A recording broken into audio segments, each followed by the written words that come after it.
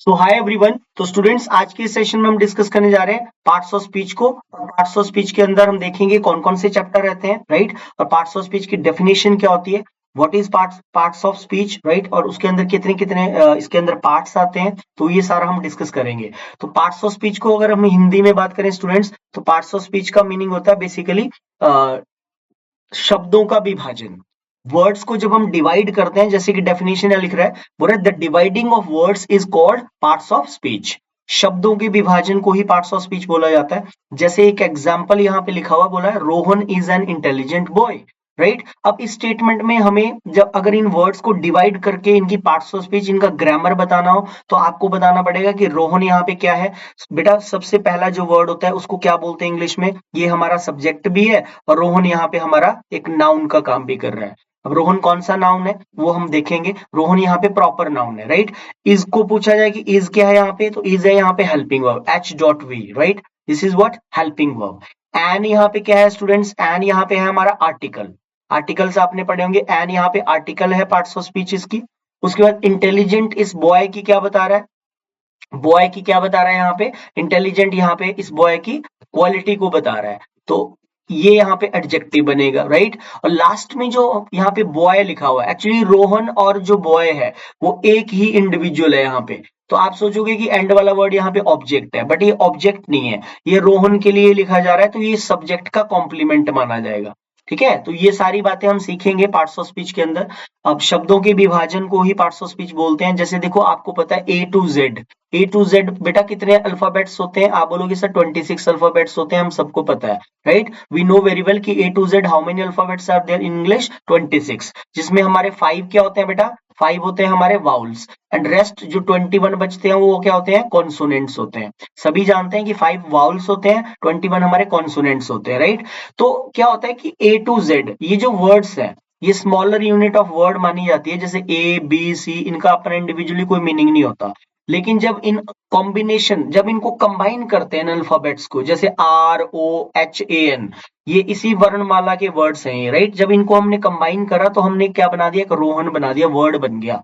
जैसे I alphabet और S alphabet को जोड़ा तो इज बन गया, राइट। तो इसी डिवाइडिंग को, जब इसको हम डिवाइड करते हैं, तो इसी डिवाइडिंग को नाम दिया गया इंग्लिश में पार्ट्स ऑफ स्पीच का, राइट। तो इस पार्ट्स ऑफ स्पीच का फिर क्या होता है कि 8 पार्ट्स होते हैं इसके, बोल रहे डिपेंडिंग अपॉन द वर्क्स। ठीक है, सेंटेंस में हर पार्ट्स ऑफ स्पीच का अपना एक फंक्शन होता है, एक वर्क होता है, कार्य करना पड़ता है उस वर्ड को। तो बोल रहे depending upon the works these words are divided into 8 parts. इन शब्दों को 8 भागों में विभाजित किया जाता है, और यही जो डिवाइडिंग होती है बेटा, इसी को ही इंग्लिश में नाम दिया गया है शब्द भेद का, पार्ट्स ऑफ स्पीच का, right. So depending upon the works these words has to play their own roles in the statement। जब हम वाक्य बनाते हैं तो अपने अपने इनके फंक्शन होते हैं। यहाँ पे सब्जेक्ट अपना काम कर रहा है, हेल्पिंग वर्ब अपना काम कर रही है, आर्टिकल अपना फंक्शन कर रहा है। अकॉर्डिंगली फिर जब आप ये पार्ट्स ऑफ स्पीच को सीख जाओगे, तो इसका मतलब है कि आपने इंग्लिश में एक सेंटेंस को बनाना सीख लिया, राइट।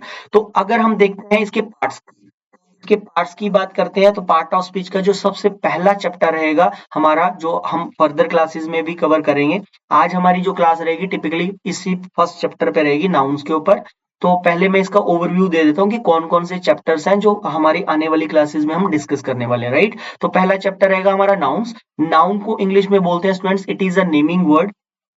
दुनिया में, इस दुनिया में जिस चीज का एक नाम है, हर चीज का एक नेम होता है, राइट। तो उसको नाउन बोलते हैं। What ever around us, that is noun basically. हमारे चारों ओर, जैसे आप अपने रूम में बैठे हो, तो आपके रूम में फैन भी होगा, AC भी होगा, टेबल भी होगा, तो वो सारी चीजें नाउन्स हैं, राइट। तो नाउन होता है नेम बेसिकली। जैसे फोन है, माउस है, कीबोर्ड है, लैपटॉप है, ये सारे नाउन्स में जाएंगे, राइट। लेकिन जो कार्य जहां पे काम हो रहा है, जैसे वो आ रहा है, वो जा रहा है, वो खाना खा रहा है, वो सो रहा है, तो फिर जब हमें कोई एक्शन का बोध होता है, जहां पे वो वर्ब होती है, वो क्रिया होती है। सो नाउन की बात करें तो इसको इंग्लिश में नाम दिया गया बेटा नेमिंग वर्ड का। लाइक जैसे एग्जांपल मैंने लिखे हैं, राम एक नाउन है, रीटा एक नाउन है, प्लेस का नाम आ जाए चाहे पर्सन का नाम आ जाए उसको नाउन बोलते हैं। अभी सिर्फ मैं आपको ओवरव्यू दे रहा हूँ, इसके बाद फिर आज हम पहला जो क्लास करेंगे, पहला जो हमारा लेक्चर रहेगा इसी चैप्टर के ऊपर रहेगा बेस्ड, राइट। नाउन्स का पार्ट 1 हम डिस्कस करने वाले हैं, लेकिन पहले मैं आपको पूरे 8 भागों का, जो पार्ट्स ऑफ स्पीच के 8 पार्ट्स हैं, उनका आपको अभी ओवरव्यू दे देता हूं। अगर नाउन नेमिंग वर्ड है तो फिर जो second chapter of parts of speech होता है प्रोनाउन, उसको बोलते हैं बेटा सब्स्टिट्यूटिंग वर्ड, राइट। सब्स्टिट्यूट का मीनिंग होता है विकल्प, किसी की जगह पे यूज होना। अब जैसे सपोज आपने एक बार राम यूज कर लिया कि राम मार्केट गया, राइट, आपने राम यूज किया, और लेटर ऑन आपको अगर यूज करना है तो आप उसकी जगह राम नहीं यूज करोगे, हम वहां पे क्या यूज कर लेते हैं, प्रोनाउंस का यूज करते हैं। तो सब्स्टिट्यूट होता है जो किसी की जगह पे, स्थान पे यूज होता है, राइट। लाइक ही है, राम होगा तो हम ही लिख देंगे, रीटा होगा तो हम वहां उसकी जगह शी लिख देंगे, नॉन लिविंग्स के लिए हम इट लिख देंगे, राइट। तो इस पूरे प्रोनाउन चैप्टर का काम होता है नाउन के रेपिटेशन को अवॉइड करने का बेसिकली, ठीक है। अगर आप बार बार उस पर्सन का, आप बोलोगे राधिका एक अच्छी लड़की है,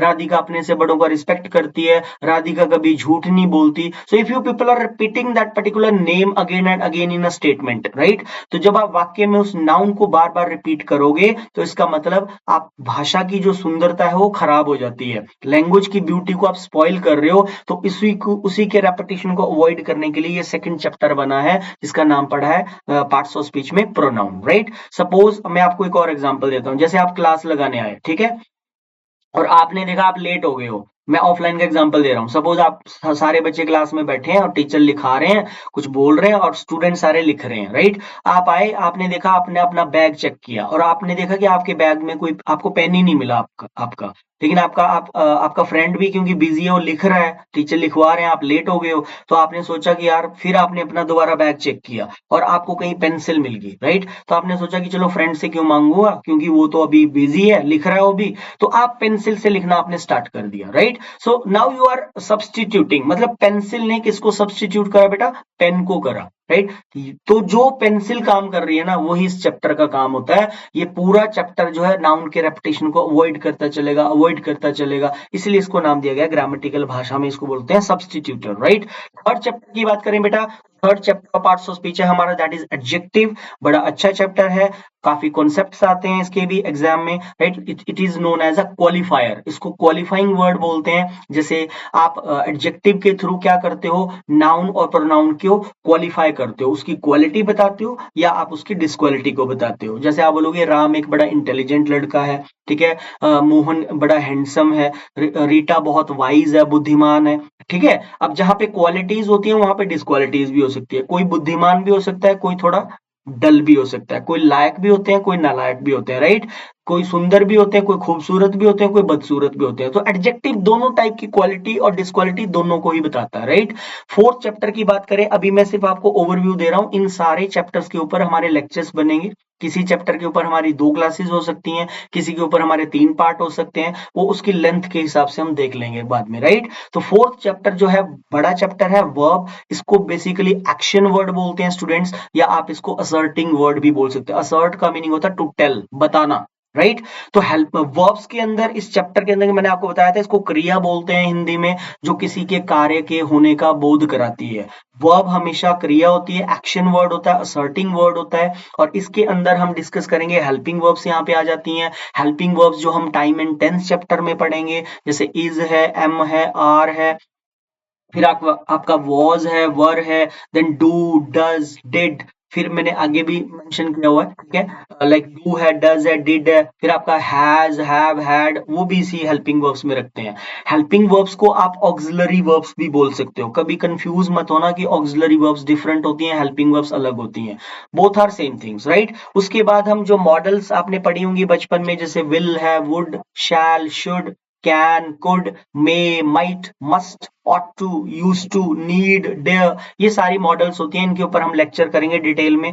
मॉडल्स में आपको सारे यूजेस पढ़ाऊंगा इनको फर्दर क्लासेस में, राइट। हेल्पिंग वर्ब्स हम डिस्कस करेंगे, हेल्पिंग वर्ब्स हमारी टाइम एंड टेंस चैप्टर में डिस्कस होती हैं, राइट। ये सारा वर्ब्स के अंदर रहेगा। और भी वर्ब्स बड़ा चैप्टर है, इसके अंदर टाइम एंड टेंस का कॉन्सेप्ट आएगा, बड़ा इंपॉर्टेंट है ये चैप्टर, बहुत इंपॉर्टेंट है। ठीक है, बहुत सारी चीजें हैं। ठीक है, आगे जाके जब हम passive voice, time and tense नहीं आएगा तो पैसिव वॉइस कभी नहीं आएंगे। फिर आपको डायरेक्ट इनडायरेक्ट स्पीच कभी भी नहीं आएगी अगर आपको टेंस का फंडा क्लियर नहीं है, राइट। डायरेक्ट इनडायरेक्ट जिसको नरेशंस भी बोलते हैं। फिर आपका क्लॉज चैप्टर निकलता है, वो टाइम एंड टेंस से निकलता है। 1 से 2 नंबर के क्वेश्चन आपके क्लॉज के ऊपर आते हैं, राइट। उसके बाद जो है आपका क्वेश्चन टैग का एक चैप्टर निकलता है छोटा छोटा। तो मतलब अगर हम बात करें टाइम एंड टेंस के ऊपर, आपके बहुत सारे चैप्टर हैं जो लिंक करते हैं आगे जाके। अगर आपको टाइम एंड टेंस का अच्छा नॉलेज नहीं होगा तो कहीं ना कहीं आपको पैसिव वॉइस समझने में हमेशा दिक्कत रहेगी, क्लॉज में कभी अंडरस्टैंडिंग नहीं बन पाएगी, क्वेश्चन टैग्स में 1-2 टाइप्स ऐसे आएंगे जहां पे आपको टाइम एंड टेंस का कनेक्शन बनता है,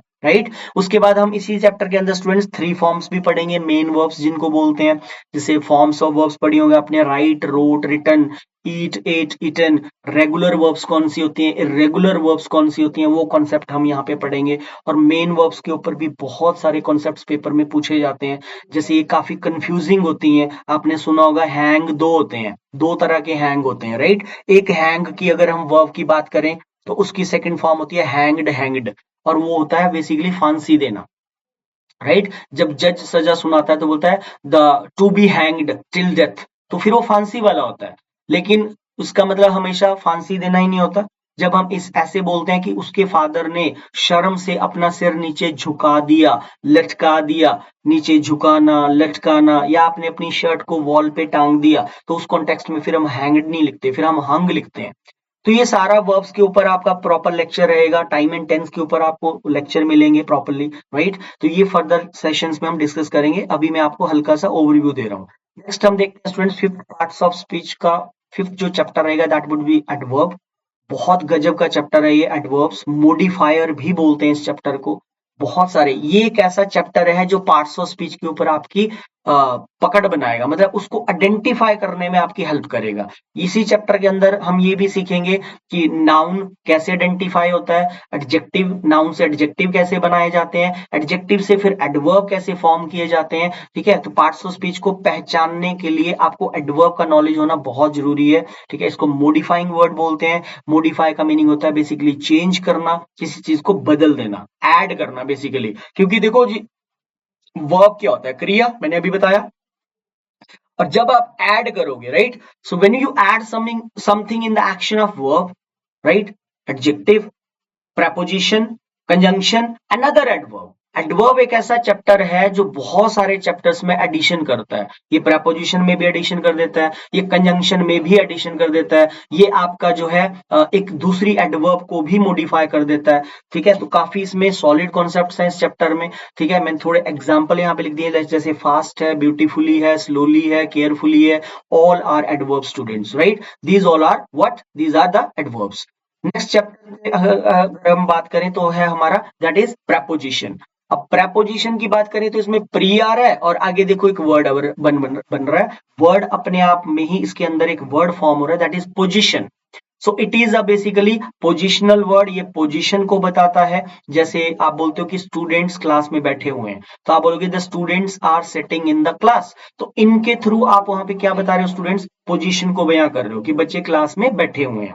the book is on the table, तो ऑन के थ्रू आप उसकी पोजीशन को बता रहे हो कि बुक किसके ऊपर पड़ी है, टेबल के ऊपर पड़ी है, राइट। तो this is all about preposition. बहुत बड़ा चैप्टर है, वास्ट चैप्टर है। इसके अंदर भी काफी कंफ्यूजन रहता है, और जितने भी आप कॉम्पिटिटिव एग्जाम्स फाइट करते हो आगे जाके, ठीक है स्टूडेंट्स, प्रेपोजिशन एक ऐसा चैप्टर है जो कनेक्शन बनाता है आपका क्लोज टेस्ट के साथ। अगर आपके प्रेपोजिशंस पे अच्छी पकड़ है तो कहीं ना कहीं आपको क्लोज टेस्ट, जो आपका 5 मार्क्स का एक सवाल आता है डिफरेंट डिफरेंट कॉम्पिटिटिव एग्जाम्स में, एसएससी में भी आता है, बैंकिंग के एग्जाम्स में भी आता है, राइट। बहुत एग्जाम्स में क्लोज टेस्ट के क्वेश्चंस आते हैं, तो यहाँ पे मेनली वोकैब का ही चेक होता है। बट कहीं ना कहीं अगर आपके प्रेपोजिशंस पे अच्छी पकड़ हो तो क्लोज टेस्ट में भी आपको ये चैप्टर हेल्प करेगा। सिंगल और डबल फिलर्स के जो क्वेश्चंस आते हैं वहां पे भी प्रेपोजिशन लिंक करता है। तो प्रेपोजिशन सिर्फ आप ये मत सोचो कि प्रेपोजिशन आने से मुझे सिर्फ ब्लैंक्स के क्वेश्चन जो आते हैं नॉर्मली प्रेपोजिशन बेस्ड उसी को करने में हेल्प होगी, ठीक है, या सिर्फ एरर ओमिशन के क्वेश्चन करने में हेल्प होगी। ग्रामर वहां पे भी जो दूसरे सेक्शंस आते हैं, क्लोज टेस्ट है, पैराजंबल्स है, वहां पे भी आपकी ग्रामर हेल्प करता है। तो प्रेपोजिशन आपका सिंगल डबल फिलर्स में और क्लोज टेस्ट के साथ लिंक करता है। ठीक है, क्या क्या है इस चैप्टर की कहानी, वो हम इसी की जब इसके ऊपर प्रॉपर लेक्चर होंगे प्रपोजिशंस के ऊपर, तो वहां पे डिटेल में मैं आपको इसका फंडा मतलब इसको हम रिवील करेंगे इसके कॉन्सेप्ट्स को, राइट। 7th चैप्टर की बात करें students, very very important chapter, conceptual chapter है, कंजंक्शन। जिस बच्चे का कनेक्टर अच्छा है, जिस बच्चे को कंजंक्शंस का प्रॉपर नॉलेज है कि बिकॉज का क्या फंक्शन होता है, एंड का क्या फंक्शन होता है, सो दैट का क्या फंक्शन होता है, तो फंक्शंस ऑफ कनेक्टर्स जिस बच्चे के अच्छे हैं उसको कहीं ना कहीं रीअरेंजमेंट को सॉल्व करने में बहुत हेल्प होगी। आप देख लेना स्टूडेंट्स, जब आप रीअरेंजमेंट जो जंबलिंग वर्ड्स जंबलिंग सेंटेंसेस आते हैं एग्जाम में, पैराजंबल्स ऐसे A then B then C then D, ऐसे 5 या 4 या 5 स्टेटमेंट्स आती हैं, तो वहां पे ज्यादातर सेंटेंसेस की जो देखे जाते हैं कंजंक्शन के सेंटेंस होते हैं। मोर ओवर वाले वाक्य मिलेंगे आपको यहाँ पे, more over, how ever, hence, दस, राइट, नॉनदलेस, नॉटविथस्टैंडिंग, तो ये अच्छे लेवल के कंजंक्शंस होते हैं और ये कनेक्ट करता है। बेसिकली कंजंक्शन का मेन फंक्शन होता है बेटा स्टेटमेंट्स को कनेक्ट करने का, ज्वाइन करता है, कनेक्टर बोलते हैं इसको, राइट। जैसे मैं बोलता हूँ राहुल एक अच्छा लड़का है, फिर मैंने बोला रोहन एक अच्छा लड़का है, तो मैं 2 सेंटेंस बोलने के बजाय सिंपली बोल दूंगा Rahul and Rohan are good boys, right. तो एंड से मैंने राहुल और रोहन को यहाँ पे कनेक्ट कर दिया। कंजंक्शन सबसे फेथफुल चैप्टर होता है, कैसे ये ऑनेस्टी दिखाता है ये इसी चैप्टर के अंदर सीखेंगे हम। Conjunction is a very faithful chapter, कभी धोखा नहीं करेगा, कभी दगा नहीं देगा। एंड से पहले, अगर एंड से पहले आप कोई पॉजिटिव एडजेक्टिव लिख रहे हो, पॉजिटिव चीज लिख रहे हो, तो एंड के बाद भी आपको पॉजिटिव ही लिखना पड़ेगा, ठीक है। एंड के बाद ऐसा नहीं कर सकते हो आप, लेकिन जब आप बट के थ्रू लिखते हो तो पहले पॉजिटिव फिर नेगेटिव। तो कॉन्ट्राडिक्शन शोइंग कनेक्टर अलग होते हैं, टाइम डिनोटिंग कनेक्टर अलग होते हैं, रीजन वाले कनेक्टर्स अलग होते हैं, पर्पस वाले कनेक्टर्स अलग होते हैं। तो ये इस चैप्टर के अंदर हम सीखेंगे। जब आपकी इस चैप्टर के ऊपर पकड़ बनेगी तो फिर आप पैराजंबल्स को भी इजीली सॉल्व करने लग जाओगे, राइट। तो बहुत अच्छा चैप्टर है ये कंजंक्शन, रीअरेंजमेंट के साथ डायरेक्ट लिंक है इस चैप्टर का, ठीक है जी। नेक्स्ट 8th और लास्ट जो चैप्टर है पार्ट्स ऑफ स्पीच का students, that is basically interjection.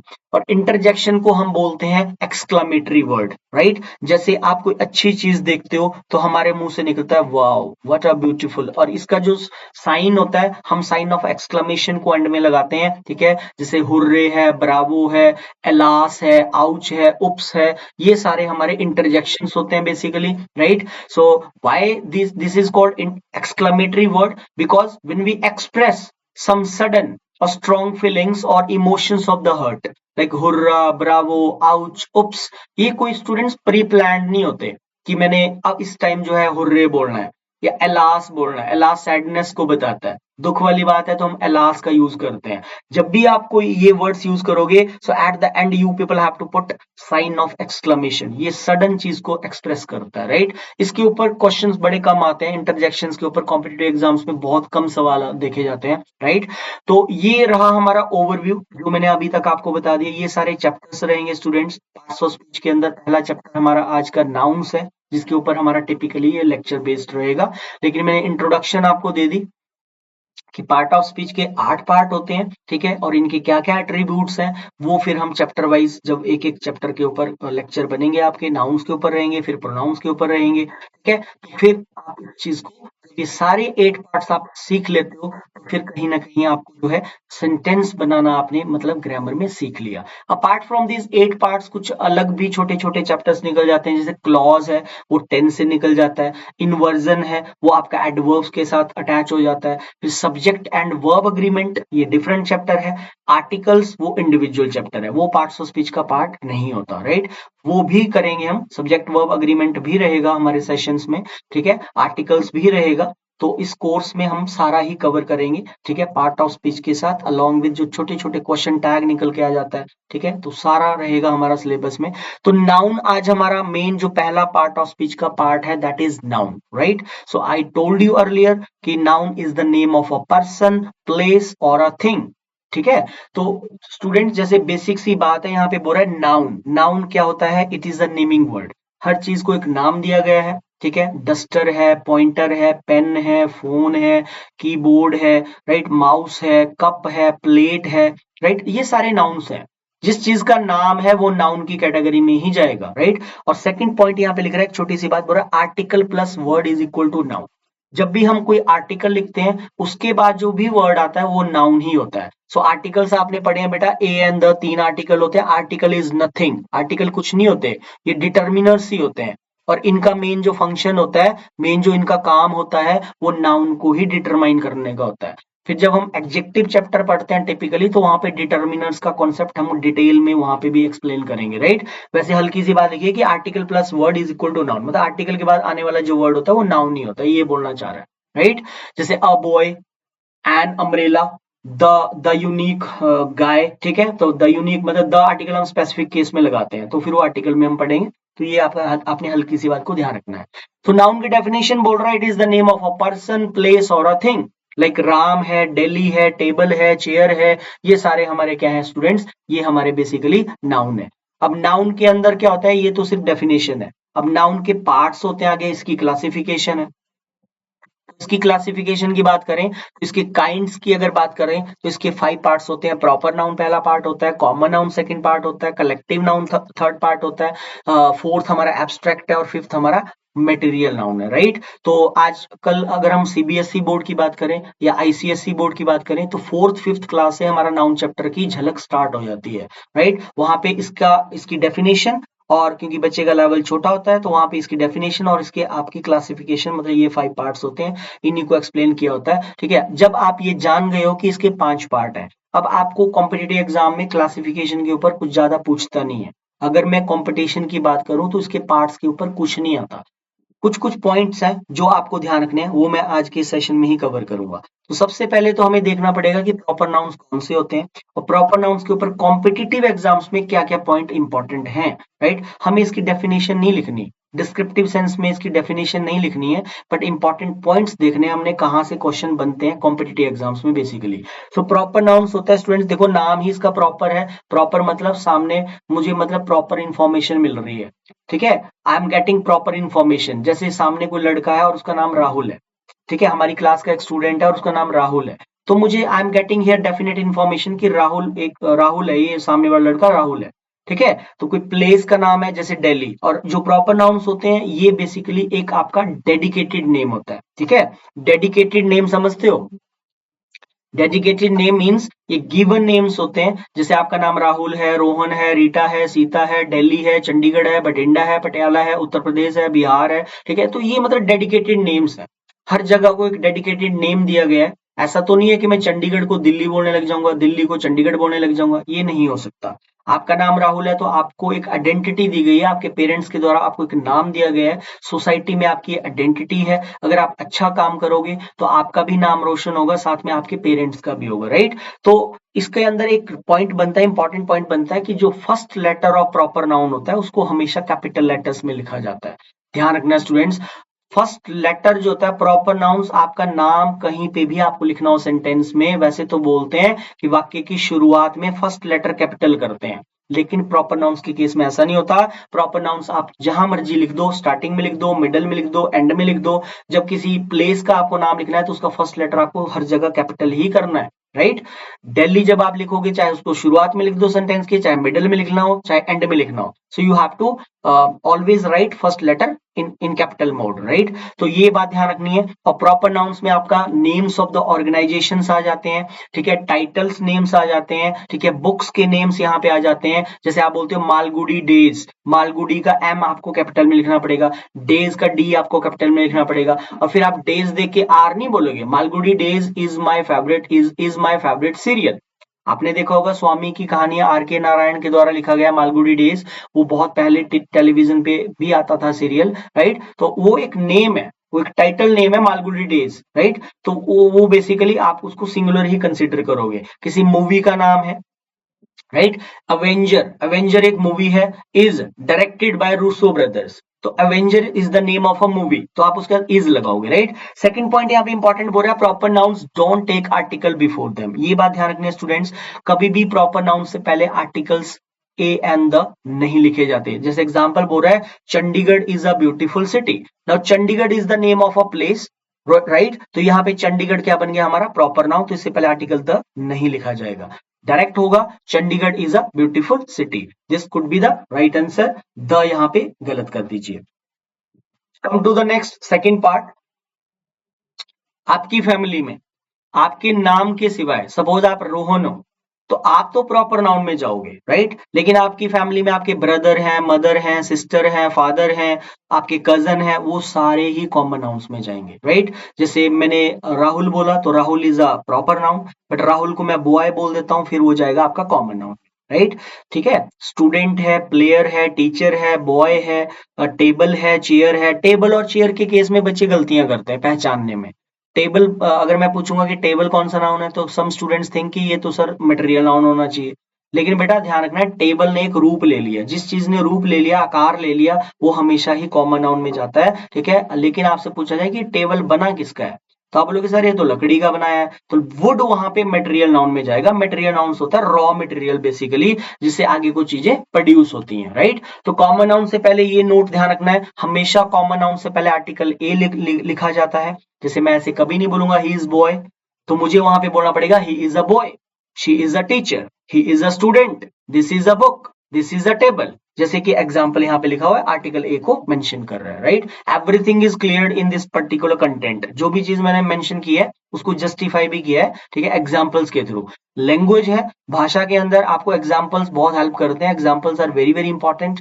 आप जब भी खुद भी सेल्फ स्टडी करते हो, तो ट्राई करा करो कि मैं उसके ऊपर सिमिलर कितने एग्जाम्पल और फॉर्म कर सकता हूँ। If you people are able to make example, sentences बनाने में अगर आप कैपेबल हो, तो आपका ग्रामर ऑटोमेटिकली इंप्रूव होने लग जाएगा। सो सबसे बड़ा लैक आज की डेट में है कि बच्चे लिखते नहीं है, मतलब सेंटेंसेस बनाने से कतराते हैं, right? Tenses right from time and tense chapter starting से पढ़ा होता है स्कूल लेवल पे, लेकिन उन्होंने कभी एग्जाम्पल ही नहीं बनाए हमने, है ना? एग्जाम्पल नहीं बनाओगे तो आपकी उसके ऊपर एक्यूरेसी नहीं बनेगी, ठीक है? तो ये ध्यान रखा करो, कॉमन नाउन। नेक्स्ट आगे देखिए, अब प्रॉपर नाउन का एक और एक्सेप्शन है यहाँ पे जो मेंशन किया हुआ, बोला generally we don't use articles before proper nouns. मैंने आपको अभी थोड़ी देर पहले बताया स्टूडेंट्स कि जो प्रॉपर नाउन्स होते हैं उनसे पहले आर्टिकल्स हम नहीं लगाते, हम आर्टिकल्स उनसे पहले नहीं लगाते। बट अगर बोल रहा है but if a proper noun, if a proper noun used as a common noun, कई बार क्या होता है कि जो प्रॉपर नाउन होता है उसको कॉमन नाउन की सेंस में भी यूज किया जाता है, उसको कॉमन नाउन के कॉन्टेक्स्ट में भी यूज किया जाता है। तो जब प्रॉपर नाउन आपका कॉमन नाउन के कॉन्टेक्स्ट में यूज होता है, तो वहां पे आप प्रॉपर नाउन के साथ आर्टिकल लगा सकते हो, ए और एन, राइट? द भी लगा सकते हो। जैसे क्वेश्चन नंबर 1 और 2 बोल रहा है, तीनों आर्टिकल लगा सकते हो। बोल रहा Kalidasa is the Shakespeare of India. अब now you know very well, Kalidasa जो है पोएट थे, हिंदी के कवि थे, ठीक है। और शेक्सपियर भी लिटरेचर में महान कवि रहे हैं, ड्रामाटिस्ट रहे हैं, ठीक है। तो जब हमने उनका कंपैरिजन किया शेक्सपियर के साथ, जैसे आप बोलो Kashmir is the Switzerland of India, तो द शेक्सपियर यहाँ पे ये नाम तो है, प्रॉपर तो है, बट ये बन जाता है आगे जाके कॉमन नाउन।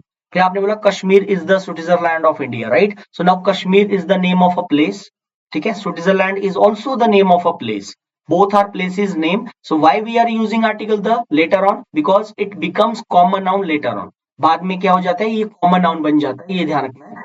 जैसे आपने किसी को बोला आपका कोई फ्रेंड है और वो बहुत अच्छी बैटिंग करता है, क्रिकेट बहुत अच्छा खेलता है, विराट कोहली की तरह खेलता है, सचिन तेंदुलकर की तरह खेलता है, तो आप उसको बोल रहे you are a Tendulkar, you are a Virat Kohli of our class, of our team, right? कि आप तो हमारी टीम के जो एक विराट कोहली हो। तो वो पर्सन के अंदर वो क्वालिटीज है। जैसे कोई पर्सन है, आपका फ्रेंड है, वो बहुत इंटेलिजेंट है, बहुत लर्नेड है, बहुत स्कॉलर है वो, तो आप उसको बोलो कि you are the Einstein of India, कि तुम तो भारत के आइंस्टाइन हो। अब ये क्लियर है कि वो आइंस्टाइन नहीं है, बट हम उसका कंपैरिजन कर रहे हैं because that individual has similar type of qualities, right? तो सेम टाइप का कंपैरिजन जब हम करते हैं तो फिर प्रॉपर नाउन कॉमन नाउन का रूप ले लेता है, ये ध्यान रखना। नेक्स्ट आगे आ गया हमारा third, collective noun. Collective noun कौन से होते हैं स्टूडेंट्स? जैसे क्लास है, टीम है, कलेक्टिव नाउन होता है, समूहवाचक संज्ञा बोलते हैं इसको, ठीक है, जो कलेक्शन को बताता है, जो ग्रुप की रिप्रेजेंटेशन देता है, जैसे class, team, union, government, army etcetera, right? तो ये कलेक्टिव नाउन्स होते हैं। कलेक्टिव नाउन्स में एक बात आपको ध्यान रखनी है कि कलेक्टिव नाउन्स के मैंने एक्सेप्शनल केसेस साथ में ही रखे हैं ताकि आपको क्लियर होता चले। कलेक्टिव नाउन्स के दो कॉन्टेक्स्ट होते हैं।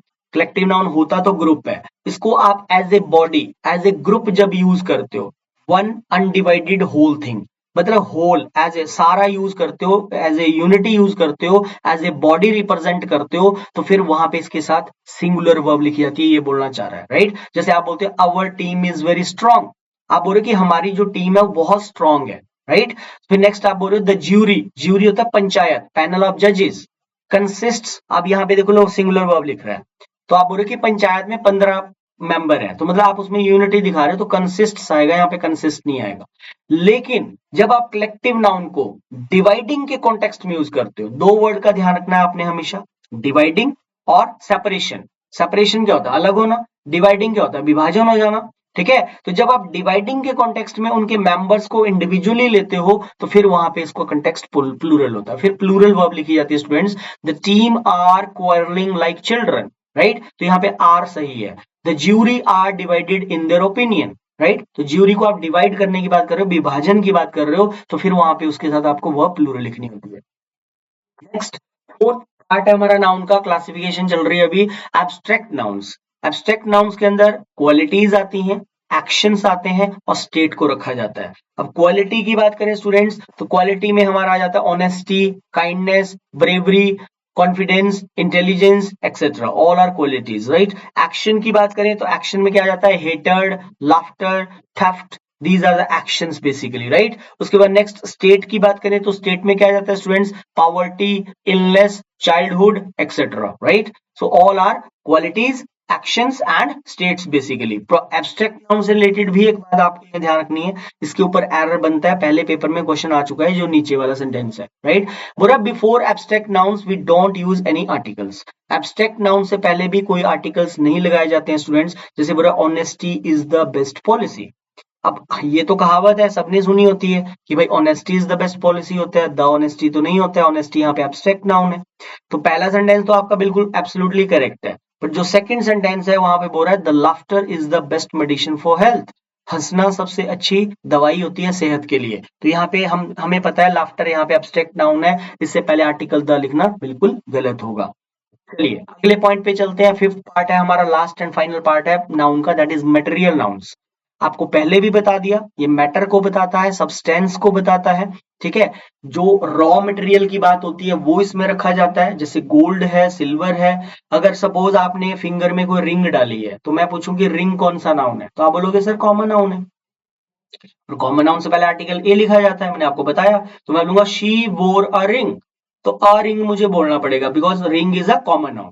बट अगर आपसे पूछा जाए कि रिंग आपने किस चीज का बनाया, भाई चांदी का है, सोने का बनाया, सिल्वर का है, गोल्ड का है, तो फिर आप बोलोगे सर मैंने तो गोल्ड का बनाया है। तो गोल्ड वहां पे किस में जाएगा स्टूडेंट्स? मटेरियल नाउन्स में, राइट। मिल्क है, वाटर है, आटा हम गूंथते हैं तो वहां पे हमें पानी डालना पड़ता है। मिल्क से बहुत सारी चीजें बन जाती हैं, स्वीट्स बन जाती हैं, आगे खोया बन जाता है, मिल्क से आपका पनीर बन जाता है, कितनी सारी चीजें बनती है। लोहे से क्या कुछ नहीं बनता। तो लोग रेनोवेशन करते हैं, घर बनाते हैं, तो आयरन का ही वहां पे यूज होता है, राइट। शुगर से हम कई कुछ बनाते हैं, चाय बनाते हैं, कॉफी बनाते हैं, राइट। हम खीर बनाते हैं, तो स्वीट डिशेस भी बनाते हैं, तो उसमें भी शुगर डलती है, राइट। तो ये मटेरियल का काम करते हैं, आप समझ रहे होंगे मैं क्या बोलना चाह रहा हूँ। नेक्स्ट आप देख सकते हो पूरा नाउन्स एंड नंबर्स। तो नाउन्स की अगर बात करें स्टूडेंट्स, तो यहाँ पे दो तरह की चीजें आती हैं, एक तो काउंटेबल थिंग्स होती हैं, ठीक है। Countable things are those things which we can count, जिसको जिसमें नंबर आते हैं, मतलब नंबर 1 2 3 4 जिनको हम गिन सकते हैं। अनकाउंटेबल में आपको पता है क्वांटिटी को रखा जाता है, इसमें क्वांटिटी आती है, इसमें नंबर आता है, राइट। तो काउंटेबल थिंग्स के लिए नाउन बोलता है मेनी का यूज किया जाता है, मेनी का यूज किया जाता है स्टूडेंट्स काउंटेबल थिंग्स के लिए, और मच का यूज किया जाता है बेसिकली अनकाउंटेबल थिंग्स के लिए। अब काउंटेबल थिंग्स में आपका जाता है जैसे फ्रेंड्स, बुक्स, स्टार्स। स्टार्स का भी एक बार क्वेश्चन आया, तो मैं बोलूंगा how many stars are there in the sky. अब स्टार्स तो अनगिनत है, पता नहीं कितने हैं, लेकिन वो है तो काउंटेबल कि 1 star, 2 star, 3 star, right. 5 star भी मिलते हैं, जैसे रेटिंग होती है एप्स के नीचे, भाई आप इसको इस ऐप को कितने स्टार देते हो, 1 स्टार दोगे, 2 स्टार दोगे या 5 स्टार देते हो, राइट। तो आप समझ गए होंगे कि stars are countable. Rupees are countable, how many rupees do you have, how many coins do you have, आपके पास कितने रुपए पड़े हैं, आपके पास कितने सिक्के पड़े हैं, तो ये काउंटेबल में आते हैं, राइट। लेकिन इंपॉर्टेंट इसमें ज्यादा ये है, इसका ध्यान रखना, अनकाउंटेबल ज्यादा इंपॉर्टेंट है, ठीक है। इन्फॉर्मेशन अनकाउंटेबल में लेते हैं, वर्क्स अनकाउंटेबल होते हैं, एडवाइस, एक सी वाला एडवाइस होता है, ये नाउन होता है। एक एस वाला एडवाइस होता है, वो आपका वर्ब होता है, राइट। मिसचीफ, शरारत होता है, अनकाउंटेबल है। Knowledge is uncountable, experience is uncountable. Money word is very very important, money को भी अनकाउंटेबल में ही रखा जाता है। आप तो बोलोगे सर मनी को तो हम गिन सकते हैं, लेकिन जो मनी वर्ड है उसके साथ कभी मैनी नहीं लगाते। मैं बोलूंगा how much money do you have, how much money do you have, right? तो मैं वहां पे मच का यूज करूंगा, ना कि मैनी मनी बोलते हैं, लेकिन मैनी कॉइन्स और मैनी रुपीज होता है। अब इसके एरर कैसे आते हैं स्टूडेंट्स? ऐसे आते हैं। क्वेश्चन नंबर 1 है आपके सामने, 2 है और 3 है। इन तीनों वाक्यों को आप देख सकते हो। फर्स्ट में बोला he has many works to complete within a allotted time, right? अब अगर आप कॉन्सेप्ट जान गए हैं तो आपको इजी हो जाता है एरर्स को फाइंड आउट करना। एरर्स का ये जो कॉन्सेप्ट है, ये बड़ा टिपिकल कॉन्सेप्ट है। ये वही बच्चा पकड़ेगा जो ग्रामेटिकली साउंड है। It doesn't matter whether you speak और नॉट। आपको इंग्लिश बोलना आता है नहीं आता है वो मैटर यहाँ पे नहीं करता है, बट आप ग्रामेटिकली साउंड होने चाहिए। आपको बैकग्राउंड नॉलेज को एनहेंस करना पड़ेगा, ठीक है, चैप्टर वाइज। पहले आपको चैप्टर वाइज एनहेंस करना पड़ेगा, फिर आपको मिक्स प्रैक्टिस के ऊपर आना पड़ेगा, राइट? तो हम जान गए हैं कि मैनी वर्क्स तो अनकाउंटेबल होते हैं, तो इसका एरर बनेगा हमारे यहाँ पे बी पार्ट में, यहाँ पे एस भी कटेगा और मैनी की जगह क्या लिखना पड़ेगा? मच। जब आपने मच लिखा, वर्क अनकाउंटेबल है, तो अनकाउंटेबल नाउन की कभी प्लूरल फॉर्म नहीं होती। अनकाउंटेबल नाउन्स की कोई भी प्लूरल फॉर्म नहीं होती है, ध्यान रखना है। तो आपको मच वर्क लिखना है आगे, राइट? अब सेकंड सेंटेंस बिल्कुल करेक्ट है, इसमें कोई एरर नहीं है। मैंने बोला शी डिड, नहीं सॉरी गलत है ये। मैंने बोला शी डिड मैनी मिसचीफ। तो अब आप जानते हैं कि मिसचीफ तो अनकाउंटेबल है, तो मिसचीफ अनकाउंटेबल है, तो आप बोलना चाह रहे हो कि उसने बहुत सारी शरारतें करी। तो now mischief is uncountable, so you have to use here much. यहाँ पे भी क्या आएगा स्टूडेंट? मच आएगा। लेकिन जो थर्ड सेंटेंस है, कॉन्सेप्ट को थोड़ा घुमाया भी जा सकता है एग्जाम में। जो ऐसा नहीं है, जरूरी नहीं है कि क्लास में जैसे टीचर के द्वारा पढ़ाया गया पेपर में सवाल वैसे आएंगे, ठीक है? तो कॉम्पिटिटिव एग्जाम्स में बेसिकली यही हो रहा है आज की डेट में, कि थोड़ा थोड़ा वहां पे चेंज करता है, फेर बदल करता है स्टेटमेंट्स में, कॉन्सेप्ट्स में, और फिर बच्चा वहां पे कंफ्यूज होता है। वो उसी अप्रोच से चलता है जो जैसे उसको टीचर ने पढ़ाया होता है। तो आपके अंदर एक अडेप्टेबिलिटी होनी चाहिए, खुद के अंदर ढलने की क्षमता होनी चाहिए कि हाँ यार, जैसे मेरे टीचर ने मुझे पढ़ाया ये वैसे सवाल नहीं पूछा गया है, इसमें थोड़ी चेंजिंग कर रहा है। अब मैंने पढ़ाया ऐसे, पेपर में ऐसे आ गया, she did many acts of mischief. तो आप यहाँ पे मच एक्ट्स ऑफ मिसचीफ तो नहीं करोगे। जब भी आप एक्ट्स ऑफ लिख देते हो तो फिर मैनी करेक्ट होता है। ये थर्ड सेंटेंस हमारा एब्सोल्युटली करेक्ट है, पहले दो सेंटेंस गलत थे, राइट? अगर ऐसे आएगा मैनी मिसचीफ तो फिर आपको रिप्लेस करना है मच मिसचीफ में। लेकिन अगर पेपर में ऐसे आएगा मैनी एक्ट्स ऑफ मिसचीफ तो फिर आपको उसको सही करना है। अब देखो मैं एक और एग्जांपल देता हूं। मैंने बोला he has many experience of teaching, many experience of teaching, तो ये गलत है। तो आपको साफ साफ पता लग रहा है कि सर एक्सपीरियंस तो अनकाउंटेबल होता है, मच एक्सपीरियंस होना चाहिए। तो आप बोलोगे he has much experience of teaching, right? लेकिन इसी स्टेटमेंट को अगर मैं ऐसे बोलता हूं, ही has many years of teaching experience. अब मैंने मैनी के साथ क्या लगा दिया? जैसे मैंने मैनी के साथ यहाँ एक्ट्स ऑफ लगाया, वैसे ही मैंने वहां पे क्या बोला? He has many years of teaching experience. तो फिर वो काउंटेबल है, फिर वो एब्सोल्युटली आपका करेक्ट हो जाएगा, राइट? चलो नेक्स्ट चलते हैं। इस चीज को आप पढ़ सकते हो, आइडेंटिफिकेशन ऑफ नाउन। एक ट्रिक है, मतलब एक ट्रिक से आपको क्लियर करना चाह रहा हूं कि नाउन को आपने कैसे आइडेंटिफाई करना है एग्जाम में। आइडेंटिफिकेशन ऑफ नाउन्स है, कैसे आपको इसको आइडेंटिफाई करोगे? सफिक्स आप समझते होंगे स्टूडेंट, जब भी किसी वर्ड के एंड में हम कुछ लगाते हैं, प्रीफिक्स होता है जो स्टार्टिंग में लगता है और सफिक्स होता है जो एंड में लगता है, राइट? तो ये एक ट्रिक है, मतलब इस ट्रिक के माध्यम से, इन सफिक्स के माध्यम से आप नाउन को कैच कर सकते हो कि हाँ यार, नेस, जब भी ये रूट किसी नाउन में लगती है एज ए सफिक्स, तो समझ आना वो वर्ड नाउन होते हैं। जैसे हैप्पीनेस है, ब्राइटनेस है, डार्कनेस है, एक्सेट्रा। आईएसएम जब भी किसी वर्ड में लगता है तो फिर वो भी नाउन होता है, जैसे रेसिसिज्म है, क्रिटिसिज्म है, यूफिमिज्म है, एक्सेट्रा। सी वाई जब लग जाता है, टी वाई जब लग जाता है, टी आई ओ एन जब लग जाता है, राइट? तो accuracy, literacy, fluency, ability, beauty, activity, veracity, etcetera. Attraction, addiction, education, आपका इंस्पेक्शन। तो ये एक शॉर्टकट है। थोड़ा सा जब आपको ये पीडीएफ मिलेगी, ठीक है, तो आप इस पे थोड़ा इसको एनालाइज भी करें। एनालाइजेशन बड़ी मस्त है कि जो चीज हमें पढ़ाई गई है, ठीक है, मैं उसको एक बार एनालाइज करूं, राइट? तो कैसे हमें इसको पकड़ना है, राइट? चलिए अगले पे चलते हैं। शिप वाली सफिक्स वाले जो वर्ड्स होते हैं, मेंट वाले जो वर्ड्स होते हैं, ए एन सी ई वाले जो होते हैं, ई एन सी ई वाले जो एंड होते हैं, वो सारे ही वर्ड्स नाउन की कैटेगरी में रखे जाते हैं। जैसे बोला फ्रेंडशिप, रिलेशनशिप, ऑनरशिप, एक्सेट्रा। फिर बोला एंटरटेनमेंट, एक्साइटमेंट, मैनेजमेंट, एक्सेट्रा। फिर बोला एडवांस, परफॉर्मेंस, रोमांस, एक्स्ट्रावेगेंस। फिर बोला ऑडियंस, कॉन्फिडेंस, कन्फ्लुएंस, एक्सेट्रा। तो ये ऐसे नहीं होगा, ये आपको थोड़ा सा इस पे काम करना पड़ेगा। हर चीज में मेहनत लगती है, hard work is the key to success ultimately. कोई भी शॉर्टकट नहीं होता स्टूडेंट्स। शॉर्टकट तभी बनेंगे जब आपके अंदर थॉरो नॉलेज है। ट्रिक्स तभी बना पाओगे, चाहे क्वांट की बात है, चाहे रीजनिंग की बात है, चाहे इंग्लिश की, चाहे किसी भी सब्जेक्ट की। So believe in thorough study. जब आप अपनी नॉलेज को लिमिट कर दोगे ना, तो कभी भी ट्रिक्स नहीं आपके बिल्ड होंगे। आप अपनी नॉलेज को कभी भी सीमित नहीं करना होता, उसको वाइड करो। ठीक है, कोई भी पॉइंट मतलब कॉन्सेप्ट्स जो है बहुत ज्यादा होते हैं, ये कभी खत्म नहीं होते लाइफ में। लाइफ खत्म हो जाती है बंदे की, लेकिन कॉन्सेप्ट्स खत्म नहीं होते। ठीक है, कौन सा ऐसा पॉइंट है जहां पे ये कॉन्सेप्ट्स खत्म होते होंगे, बताओगे? अगर आपको कभी पता लगे तो मेरे को बताना। मेरे को तो आज तक भी, मुझे खुद अभी भी ये लगता है कि यार अभी भी बहुत कमी है, इंग्लिश में बहुत लैक्स है। ठीक है, मुझे और इम्प्रूव करना है ना? तभी तो बोलते हैं ना, नोबडी इज सेटिस्फाइड। और सेटिस्फाइड होना भी नहीं चाहिए लाइफ में, हमें सीखते रहना चाहिए। हमेशा लर्निंग स्टेज में रहो, फायदा होगा। ठीक है, सीखने की ललक होनी चाहिए। ठीक है, कमियां सब में होती है, nobody is perfect, everybody has imperfections. We are human beings, और ह्यूमन बींग्स कभी भी परफेक्ट हो नहीं सकते, चाहे वो टीचर है, चाहे वो स्टूडेंट है। इस दुनिया का कोई भी ऐसा इंसान नहीं है जो परफेक्ट है, सभी में इम्परफेक्शंस होती हैं। हम जब भी एक कहावत भी इंग्लिश में बोलते हैं, even the perfect person in the world is said to have erred when there was time to act. ये एडवर्ब का एक सेंटेंस है, आगे जाके मैं आपको एडजेक्टिव एडवर्ब चैप्टर में ये सेंटेंस डालूंगा पीपीटी में।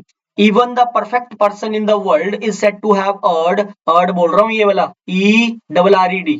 अभी लिखना नहीं है हमें इसको, आगे जाके मैं कंटेंट में डालूंगा ये सेंटेंस।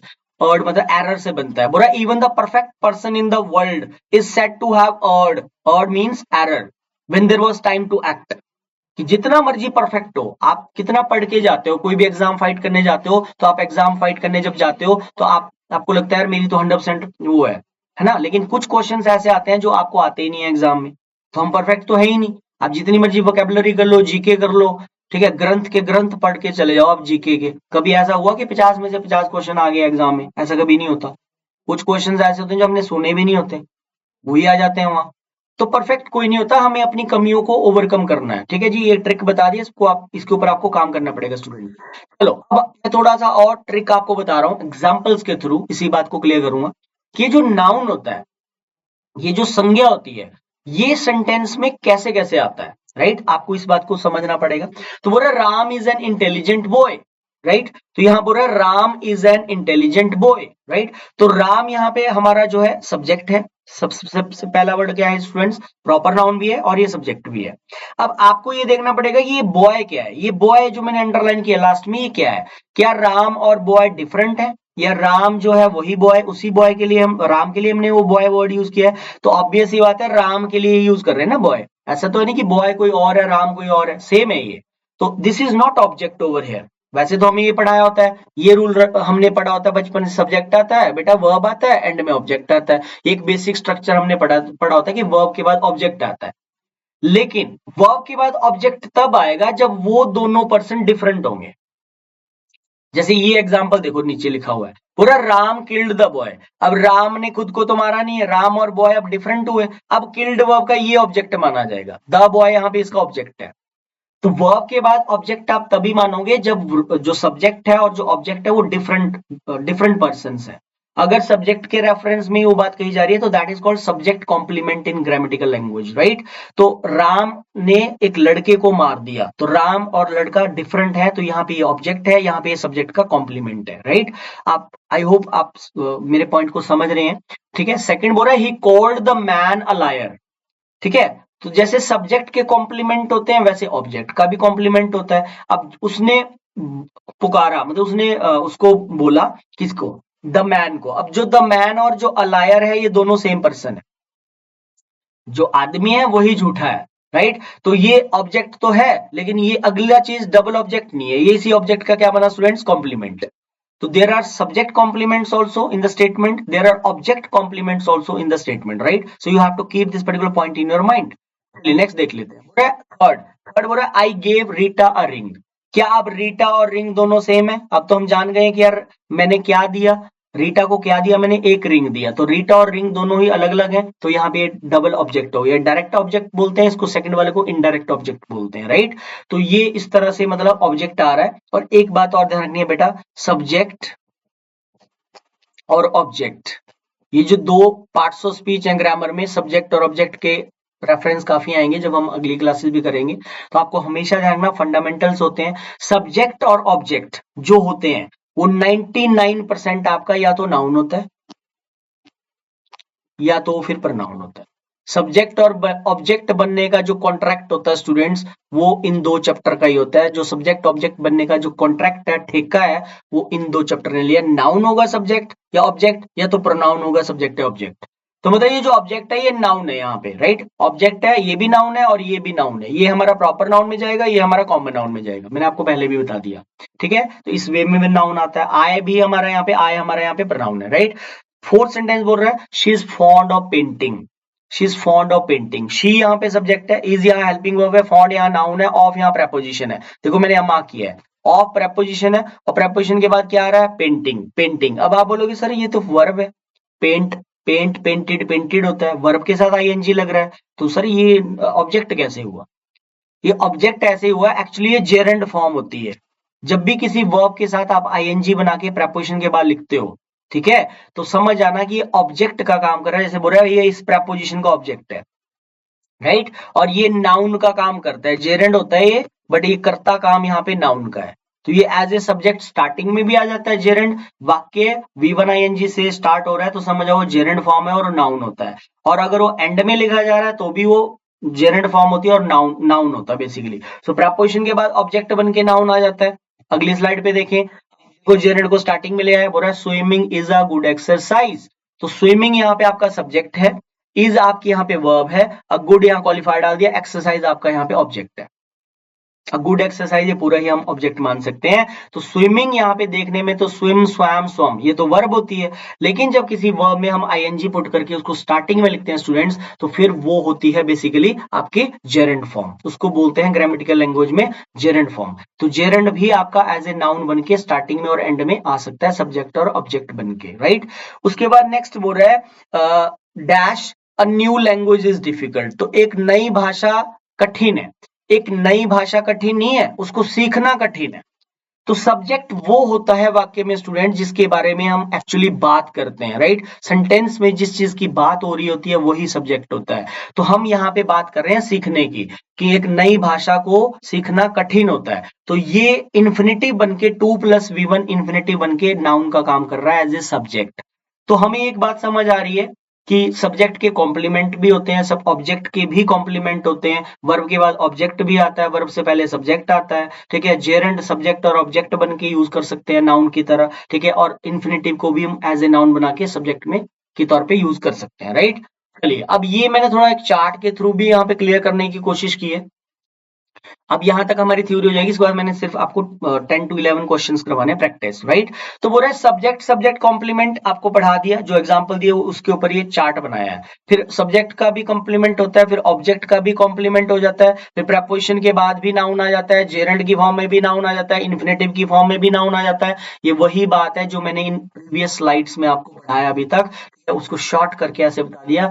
जेरेंड V1 ING बन के नाउन आता है, इन्फिनिटिव बन के नाउन आता है, ये भी नाउन है, ये भी नाउन बन के आता है, प्रेपोजिशन के बाद नाउन आ जाता है, ऑब्जेक्ट कॉम्प्लीमेंट बन के भी आ जाता है, ठीक है, सब्जेक्ट कॉम्प्लीमेंट बन के भी आ जाता है। ये सारे नाउन के डिफरेंट डिफरेंट तरीके हैं कि नाउन आप वाक्य में कैसे कैसे यूज कर सकते हो। तो आपको उसको आइडेंटिफाई करना है। V1 ING बना के स्टार्टिंग में लिख रहा है, नाउन है भाई, जेरेंड का काम कर रहा है और नाउन भी है, राइट। चलिए, अब आ जाते हैं हम नाउन की छोटी सी एक एक्सरसाइज के ऊपर, क्योंकि जितना मैंने थ्योरेटिकल आज आपको पढ़ाया उसके ऊपर मैंने कॉन्सेप्ट भी यहाँ पे डाले हुए हैं, तो आप देख सकते हो। क्वेश्चन नंबर 1 बोल रहा है it is a big blunder but we had to ignore it, right? It's a big blunder and but we had to ignore it. ये मत सोचना कि यहाँ is आ रहा है आगे had to आ रहा है। तो ऐसे भी बोल सकता है कि बहुत बड़ी गलती है लेकिन हमें इसको इग्नोर करना था, ऐसे भी स्पीकर बोल सकता है। टेंस की इसमें कोई एरर नहीं है बेटा, राइट। तो यहाँ पे जो कॉन्सेप्ट है वो ये है, आप इसको पढ़ सकते हो, कॉन्सेप्ट मैंने साथ में रखे हैं, राइट, ताकि आपको दिक्कत ना हो, हर चीज आपको क्रिस्टल क्लैरिटी होती चले। तो एक कॉन्सेप्ट चलता है कॉम्पिटिटिव एग्जाम में जिसको बोलते हैं सुपरफ्लुअस एक्सप्रेशन। अब आप बोलोगे सर सुपरफ्लुअस का मीनिंग क्या होता है? तो सुपरफ्लुअस का मीनिंग होता है बेटा अननेसेसरी, नॉट नीडेड, जिस चीज की जरूरत नहीं होती वो जानबूझ के लिख के देता है। जैसे देखो इन सारे वर्ड्स में मैंने साथ में क्या लिखा है, बैक। आपको एक ट्रिक दे देता हूं, जिस भी वर्ड में इंग्लिश में री आता है, ध्यान रखना, जो भी वर्ड इंग्लिश में अपने साथ री लेता है उसके साथ कभी भी हम बैक नहीं लगाते, पहली बात। उसके साथ कभी भी बैक नहीं लगता है। क्योंकि रिटर्न का मतलब खुद ही बैक है। ये सारे जो बैक मैंने लिखा है जानबूझ के लिखे हैं, मैंने यहाँ पे कट करना है इनको। रिटर्न का मीनिंग खुद में ही बैक होता है, रिटर्न बैक कभी नहीं होता। रिमाइंड बैक रॉन्ग है, रिकॉल बैक रॉन्ग है, रिवर्ट बैक रॉन्ग है। रिट्रीट, रिट्रीट का मतलब भी पीछे हटना होता है, ठीक है। कमांडर इन चीफ्स के ऑर्डर लेट पहुंचे और फोर्सेस को पीछे हटना था। So commander in chiefs orders arrived late and the forces had to retreat back, ऐसे दे देगा एरर। तो इन वर्ड्स के साथ ये सारे जो बैक वर्ड लगा रहा है ये सुपरफ्लुअस है, मतलब अननेसेसरी लिख रहा है, इसी को बोलते हैं कॉम्पिटिटिव एग्जाम में सुपरफ्लुअस एक्सप्रेशंस। जैसे मॉब के साथ कभी एंग्री नहीं आता, सुपरफ्लुअस का एरर है। मंथली एक्सपेंस जब आपने बोल दिया तो उसका ऑल क्यों बोलेंगे, मंथली एक्सपेंस में सारा आ जाता है। कजन जब हम बोलते हैं तो हम कभी भी उसके साथ स्टूडेंट्स ब्रदर सिस्टर नहीं लगाते, सुपरफ्लुअस में एरर माना जाता है ये। अब आप बोलोगे सर हम तो बोलते हैं, इन जनरल देखें तो हम तो बोलते हैं कजन सिस्टर, कजन ब्रदर, बिल्कुल बोलते हैं, मैं उस चीज से मना ही नहीं कर रहा। इनफॉर्मल जो हमारा फॉर्मेट होता है, इनफॉर्मल जो भाषा होती है स्टूडेंट्स, उसमें हम इन मिस्टेक्स को कंसिडर नहीं करते। हम फ्लो में बहुत कुछ ऐसा रिपीट कर देते हैं, राइट। बट रिटन इंग्लिश में मांगता है, कॉम्पिटिटिव एग्जाम्स आपसे मांगता है कोर ग्रामेटिकल नॉलेज, वहां पे ये मिस्टेक्स कंसीडर होते हैं। अगर आप वहां पे कजन ब्रदर को एरर नहीं करके आओगे ना तो समझो आपका नंबर जाएगा वहां पे। 100% रिटर्न कॉन्सेप्ट है ये, ठीक है, मतलब पूरे एक्यूरेट कॉन्सेप्ट्स बता रहा हूं आपको कि स्पीकिंग में तो चलता है, ठीक है। हम जो बोल रहे हैं लिसनर वहां पे जज नहीं करता कि ये सामने वाला कजन ब्रदर बोल रहा है, तो वो टोकेगा नहीं आपको कि भाई तू ब्रदर क्यों बोल रहा है। बट रिटन इंग्लिश में स्टूडेंट्स आपको ये करना पड़ेगा, और ये पहले सेंट्रल गवर्नमेंट के एग्जाम्स में, बैंकिंग के एग्जाम्स में, डिफरेंट डिफरेंट एग्जाम्स में ये क्वेश्चंस कॉन्सेप्ट आए हुए हैं। जैसे एंग्री मॉब का क्वेश्चन पहले पूछा जा चुका है सेंट्रल गवर्नमेंट के एग्जाम में, राइट। कंक्लूसिवली के साथ सस्पेक्टेड नहीं लगता, अब इन दो वर्ड्स के साथ ये वर्ड ड्रॉप किया जाता है, ये भी आपको देखना पड़ेगा कि ड्रॉप कौन सा होगा। नो डाउट, ऑल्दो हमें वहां पे स्टेटमेंट में ऑप्शन ही मार्क करना होता है, you people have to simply hit the option, you don't need to write the concept. But अगर आप जो है पढ़ाई कर रहे हो, कोचिंग ले रहे हो हमारे सेंटर में, राइट, तो हमारी ड्यूटी बनती है कि आपको क्रिस्टल क्लैरिटी दे। इसलिए तो बच्चा कोचिंग लेता है ना, इसलिए तो आप कोचिंग ले रहे हो ना हमारे पास। हमारे पास पढ़ने का मोटिव क्या है कि आपके concept, you people are coming over here to clear your concepts, right. वैसे तो आंसर्स तो बुक्स में भी होते हैं, ठीक है, बुक्स सिर्फ हमें इंफॉर्मेशन दे सकती हैं, लेकिन नॉलेज आपको सिर्फ टीचर ही देगा, ठीक है जी। तो कंक्लूसिवली सस्पेक्टेड नहीं होता बेटा, कंक्लूसिवली का मतलब खुद में ही होता है टू पुट समवन और समथिंग इन डाउट और इन सस्पिशन। किसी को डाउट में डालना, किसी को सस्पिशन में डालना, उसी को कंक्लूसिवली बोलते हैं। जैसे मैं बोलता हूं he was conclusively suspected in a triple murder case, तो वहां पे कंक्लूसिवली ड्रॉप होगा, he was suspected in a triple murder case होगा, डबल बार हम इसको नहीं लिखेंगे, राइट। तो इसको कंक्लूसिवली, ये मतलब सुपरफ्लुअस का कॉन्सेप्ट था, इसमें भी यही एरर था बेटा, यहाँ पे ए पार्ट गलत है, यहाँ पे इस ब्लंडर के साथ कभी भी बिग नहीं लिखा जाता, क्योंकि जो ब्लंडर होता है इसका मतलब खुद में ही होता है बड़ी गलती, बिग मिस्टेक को ही बोलते हैं ब्लंडर मिस्टेक, राइट। चलिए सेकंड पे आते हैं। सेकंड सेंटेंस बोल रहे the foremost criterion of selection we adopted were the number of years of training and answer had received under a particular guru. थोड़ी सी लंबी स्टेटमेंट है। The foremost criterion of selection we adopted were the number of years of training and answer had received under a particular guru. इसका concept ये है, सबसे पहले आपको देखना पड़ेगा ये सिंगुलर फॉर्म होते हैं, सारा नाउन का जो मेनली जो एट्रीब्यूट है इस चैप्टर का, ये चलता है सिंगुलर प्लूरल एरर्स पे, राइट। सिंगुलर प्लूरल के कॉन्टेक्स्ट पे चलता है। क्राइटेरियन सिंगुलर होता है बेटा, इसका ओ एन काटोगे ए लिखोगे तो क्राइटेरिया प्लूरल बन जाएगा। फिनोमिनन सिंगुलर है, ओ एन काटोगे ए लिखोगे तो फिनोमिना प्लूरल हो जाएगा। लेक्यूना का प्लूरल लेक्यूने होता है, लेक्यूनास भी हो सकता है। लेक्यूनास और लेक्यूने का मतलब होता है लूप होल्स, लीगल वर्ड है ये, लॉ में चलता है। ड्रॉबैक्स को बोलते हैं, शॉर्टकमिंग्स को बोलते हैं। सिमिलरली फॉर्मूला का प्लूरल भी आपका क्या हो जाएगा, फॉर्मूले हो सकता है, फॉर्मूलाज हो सकता है। मीडियम का प्लूरल मीडिया होता है, स्टेडियम का प्लूरल स्टेडिया होता है, डेटम का प्लूरल डेटा होता है, राइट। तो ये दो वर्ड मैंने आगे भी डाले हैं, क्राइसिस आई वाला सिंगुलर, ई वाला प्लूरल, बेसिस आई वाला सिंगुलर, ई वाला प्लूरल, राइट। तो यहाँ पे देखो क्या बोल रहा है, बोल रहा है द फॉरमोस्ट क्राइटेरियन। अब नाउन यहाँ पे देख सकते हो आप, नाउन क्या लगा रहा है, क्राइटेरियन। क्राइटेरियन क्या है हमारा, सिंगुलर है, राइट। आगे जाके देखेंगे तो वर्ब क्या लगा रहा है, वर्ब। तो मतलब ऐसा तो नहीं हो सकता ना कि नाउन आप सिंगुलर लिख रहे हो, अब बॉय के साथ आप आर बोल रहे हो, अब बॉय आर प्लेइंग, ऐसे होगा कभी, नहीं होगा। जब नाउन सिंगुलर है तो वर्ब भी सिंगुलर लिखी जाएगी, यार वर्ब प्लूरल है तो नाउन प्लूरल लिखा जाएगा। अब मेरे सामने यहाँ पे एक सवाल खड़ा हो रहा है कि मैं पेपर में क्या करके आऊं, क्या मैं ए पार्ट में नाउन को चेंज करके आऊं या बी पार्ट में वर्ब को सिंगुलर करके आऊं, ये सवाल बनता है। इसके पीछे लॉजिक है, इसके पीछे आपकी अंडरस्टैंडिंग है। अब आपको यहाँ पे वर्ब को मॉडिफाई करना है, whether you have to modify verb over here और you have to modify noun over here. इसके पीछे कॉन्सेप्ट है, आपका लॉजिक है, आपकी अंडरस्टैंडिंग है।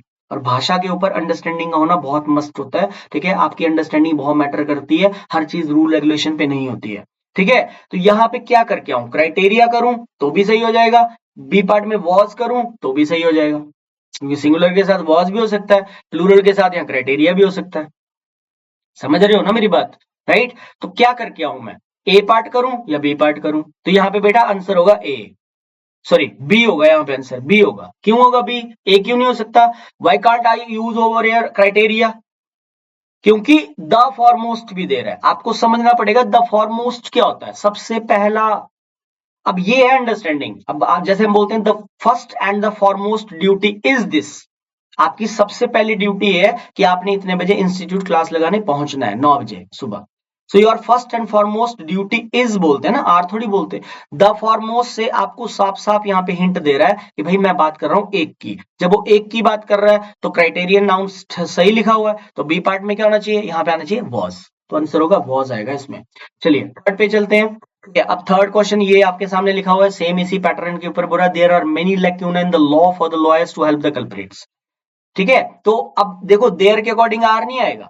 आप अगला अगला पार्ट देखो क्या बोल रहा है, मैनी लेक्यूना बोल रहा है। अरे मैनी मैनी बोल लगा रहा है, तो क्या आप यहाँ पे लेक्यूना का प्लूरल क्या होता है बेटा, लेक्यूना का प्लूरल क्या होता है, लेक्यूने, लेक्यूनास। क्या कभी आप ऐसे बोल सकते हो मैनी बॉय? मैनी बॉय बोलोगे, मैनी बॉयज बोलोगे? तो ऑब्वियस है मैनी बॉयज बोलूंगा, क्योंकि मैनी तो प्लूरल है। तो मुझे लेक्यूना का प्लूरल क्या कर देना है, यहाँ पे एस लगा देना है। There are many lacunas, there are many lacunas in the law. तो बी, यहाँ नाउन रिप्लेस होगा, यहाँ पे वर्ब नहीं चेंज होगी। लेकिन पिछले में हमने क्या किया, पिछले में हमने वर्ब चेंज की, नाउन नहीं चेंज किया। तो ये अंडरस्टैंडिंग से होता है, कई बार आपको सिचुएशन के हिसाब से एक्ट करना पड़ेगा पेपर में, whether you have to modify the noun और वर्ब, उसके पीछे लॉजिक होता है, रीजन होता है, ठीक है जी। चलो चौथे पे आ जाते हैं। फोर्थ बोल रहा है one must be always true to one's words if one wants to get respect from everyone. अब आपको ध्यान रखना पड़ेगा, इसके पीछे ये कॉन्सेप्ट है। जैसे बचपन से तो हमें यही पढ़ाया कि बेटा सिंगुलर में बॉय होगा, प्लूरल में बॉयज होगा। एक लड़का बहुत सारे लड़के, भाई सिंगुलर में गर्ल होगा, यहाँ पे गर्ल्स होगा, ठीक है। एक लड़की बहुत सारी लड़कियां, एक किताब बहुत सारी किताबें।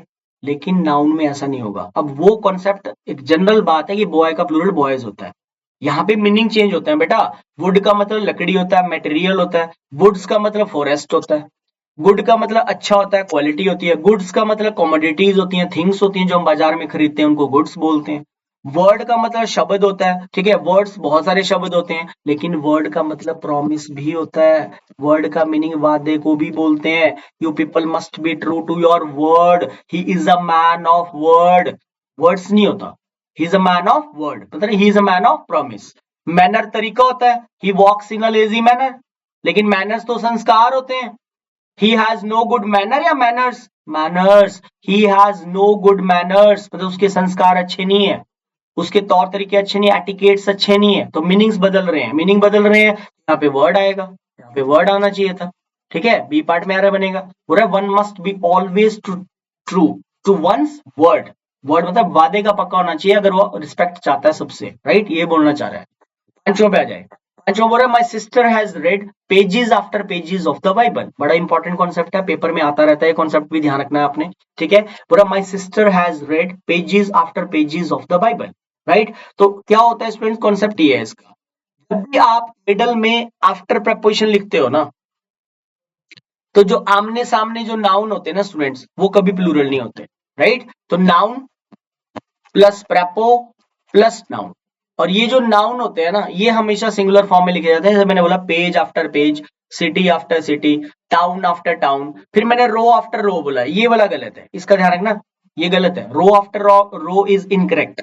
रो के कॉन्सेप्ट में आफ्टर नहीं लगता, अपॉन प्रपोजिशन लगती है, नीचे वाला सही है, राइट। सब में आफ्टर आएगा, सिर्फ रो का ध्यान रखना। रो के कॉन्सेप्ट में हम अपॉन प्रपोजिशन लगाते हैं, आफ्टर नहीं लगाते। इट्स रो अपॉन रो, ठीक है। तूफान आया, बाढ़ आई, बहुत सारे घर तबाह हो गए, ठीक है, ढह गए, तो आप बोलते हैं यार शहर के शहर तबाह हो गए। सिटीज आफ्टर सिटीज ऐसे देगा एरर, तो सी पार्ट गलत हुआ, यहाँ पेज आएगा, यहाँ पे भी पेज आएगा। इस एस को आप ड्रॉप करें यहाँ पे, राइट। क्या होगा, my sister has read page after page of the Bible, this could be the right answer. चलिए सिक्स देख लीजिए, सेम वही कजन सिस्टर्स लिख रहा है।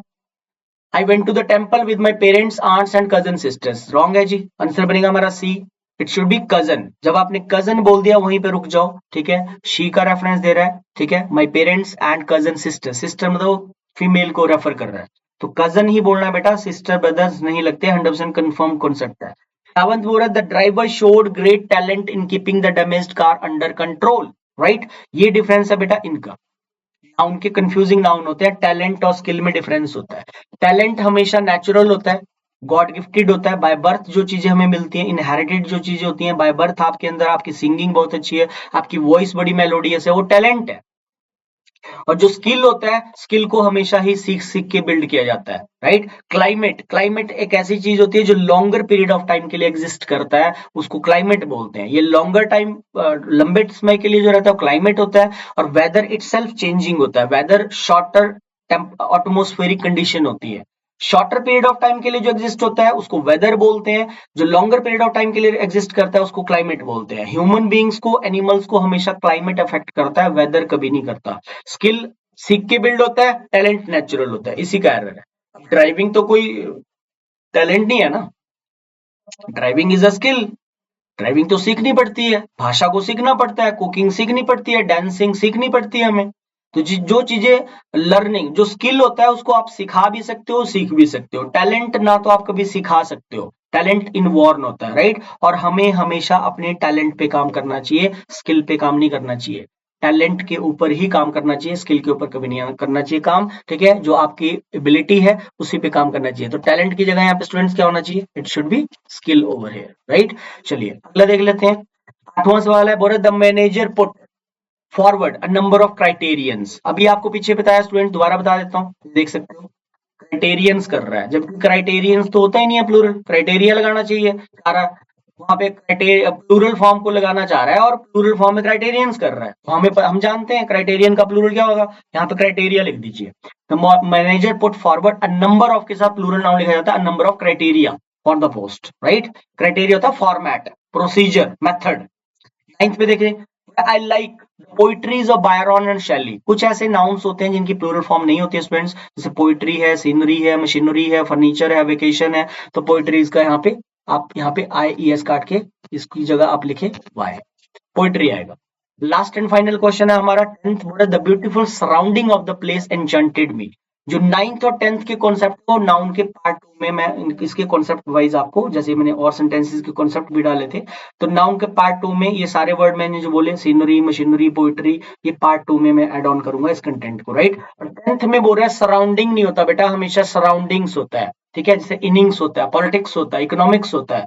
तो ये सारे 9th और 10th में आप बी पार्ट फिलहाल के लिए कर लीजिए, बाकी इसको जो हम करेंगे पार्ट 2 अभी नाउन का और रहेगा, जिसमें मैं आपको नाउन के केसेस बताऊंगा, कितने नाउन के केस रहेंगे, राइट। तो इसके ऊपर 2 या हो सकता है इसके ऊपर 3 पार्ट हमारे बनेंगे नाउन्स के ऊपर, राइट। तो आज का सेशन यहीं पे हम कंप्लीट करते हैं, खत्म करते हैं। मिलते हैं नेक्स्ट पार्ट में, नाउन के पार्ट 2 में। Thank you very much, take care, see you.